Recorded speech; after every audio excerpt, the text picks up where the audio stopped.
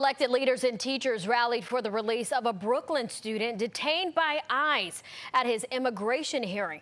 They say he is at least the third New York City high school student grabbed at immigration court, and it comes just a couple of weeks before the start of the new school year.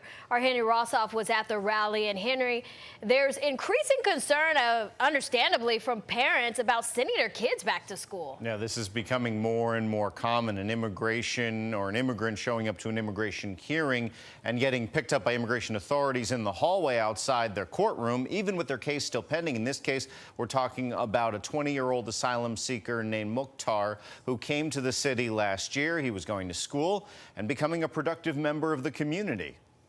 We are shocked by what has happened. One of Mamadou Mokhtar Diallo's teachers spoke at the rally held near the city's Department of Education headquarters. He was among those who described Diallo, a West African asylum seeker legally allowed into the country last year under the Biden administration, as a kind, smart young man looking to make a better life for himself. Mukhtar has followed every single rule. He has become deeply enmeshed in our Brooklyn community.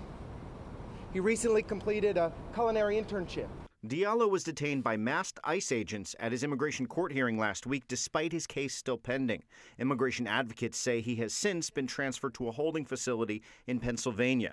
The Department of Homeland Security contends that Diallo entered the country illegally as part of a caravan, and his removal is pending. They want to make it harder for us to be outraged by things that are outrageous, to be horrified by things that are horrific. But I will tell you one thing that is horrific and outrageous is abducting and locking up children. Though immigration authorities have not been operating at city schools, operations at immigration court have picked up in intensity over the summer, with more immigrants detained while not being accused of any crime. This was never about public safety. The city recently allocated tens of millions of dollars to help with immigrant legal services and has told immigrant students they are safe to go to school. But concern remains. I really don't know how we're going to start the school year not having Mukhtar with us and with the fear of somebody else being abducted by ICE. City council members we spoke with today say they're developing plans with individual schools in their districts if ICE is seen at or near a school this coming fall. They say there are some citywide policies and guidance, but a lot of this planning is ending up falling on local school officials like principals. Yeah, and the start of the school year for public schools just a few short weeks away already. Yeah, there's deep concern here. We saw some attendance drop, you'll remember, last winter when President Trump was inaugurated, but important to point out at that point, we did not see ICE at schools.